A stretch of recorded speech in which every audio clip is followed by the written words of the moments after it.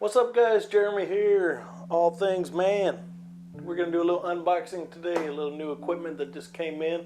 I'm excited to see what we got here.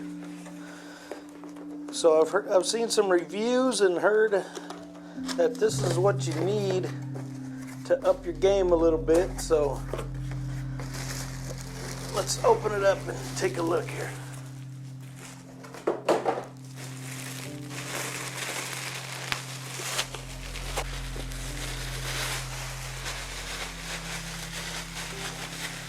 Alright, so as you can see here, Benro, nice bag. It's a real nice bag. So let's open it up and see what we got.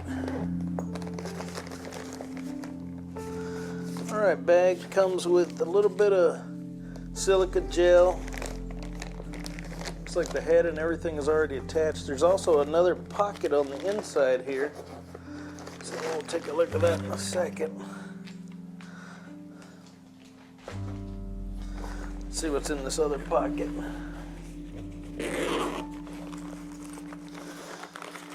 Okay, it looks like it's got some tools, extra battery, a CR1220 lithium battery. I guess that's for our bubble level. Operating instructions, some Allen wrenches, and some little post deal. I'm sure we'll figure out where that goes. Alright, let's get to the meat and potatoes of this thing.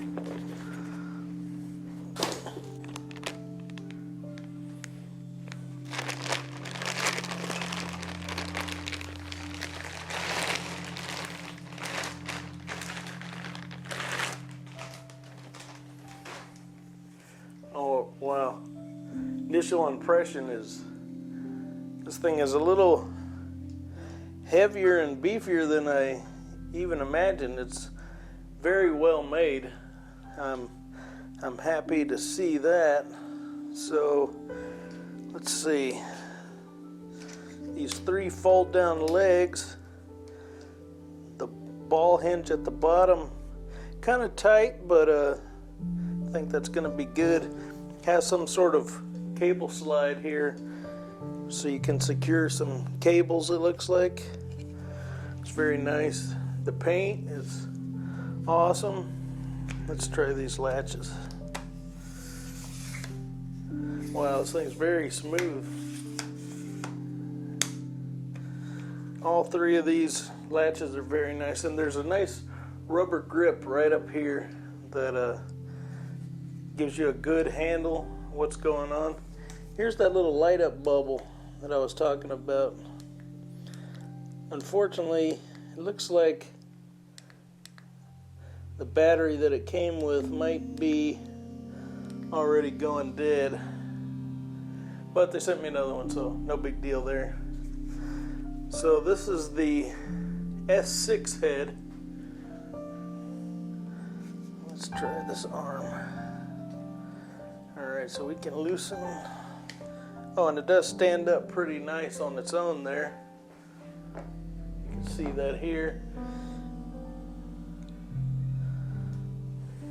Let's see what we got. Loosen this up a little bit. Alright, so that looks like maybe a good spot just to try it out. Another cool thing it looks like here is this little tooth piece with tooths. It's actually a little grommet in there, so it's not on the arm itself. So it looks like you could replace that as it wore down over time. Alright, and we also have the fluid drag control here, so let's loosen that up and take a look. Oh yeah, when it's loose, very smooth, very loose. We tighten it up, still super smooth. Alright, let's look on the other side. This is where we have the posi step counterbalance. So you have 4 stages, 0 through 3. So on 0, there's no counterbalance. On 1, I think you can see here, has a decent amount. for smaller cameras. We'll go up to 2. Oh, I went the wrong way, sorry. Alright, to 2. Yeah, it's a lot tighter there. And all the way up to 3. That's pretty good amount there. So that should keep everything pretty steady if you have a heavier rig. This thing's rated up to a 13.2 pound max load, and it weighs 5.49 pounds, so it's not the lightest. But I bought this, I was telling you guys about the upcoming elk hunting trip I have in Colorado, and I thought maybe a monopod would kind of fit the bill for that. A little bit lighter and less room in my bag, because I'm going to have to backpack everything in. So I went with this. I know the carbon fiber would have been probably the best bet, but I'm trying to buy all the other hunting stuff too, so we'll get by. Alright, so a cool thing about this is that ball head, that thing at the bottom here, yeah, this little ball head adjust, pivots, and then if you loosen up the drag for the head itself, it actually will pivot independently of the monopod. So if you find the position that you want, you can still pan back and forth. You don't have to worry about turning your hand. That's one thing I've heard with the Manfrotto. You actually have to turn your hand like this so it gets in the way. This, you can actually turn it separately. Alright, so that is a nice... I was kind of concerned too. A lot of people had said that the S6 head was way too loose for them for their pans, but it seems like a comfortable amount of internal pressure there.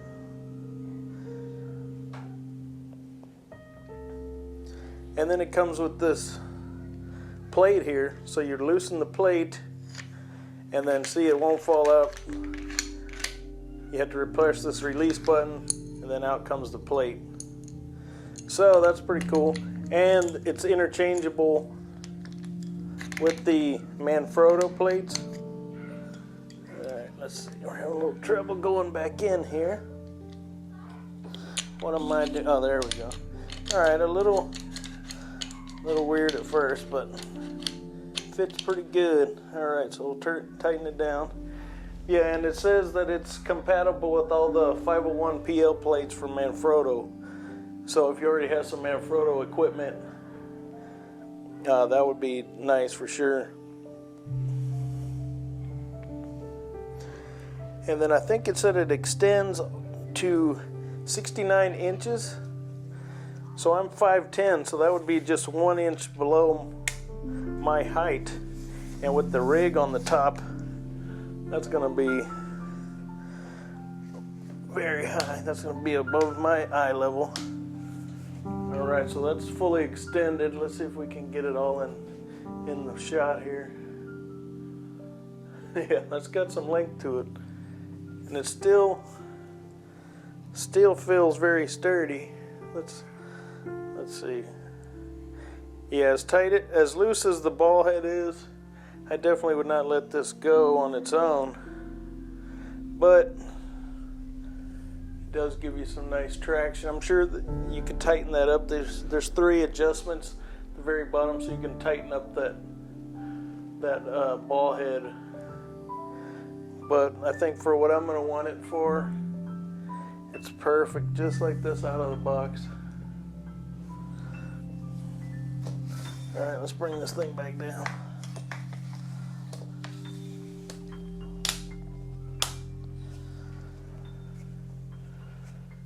Alright, so let's go ahead and take this out and try to get a few shots, see what we can do.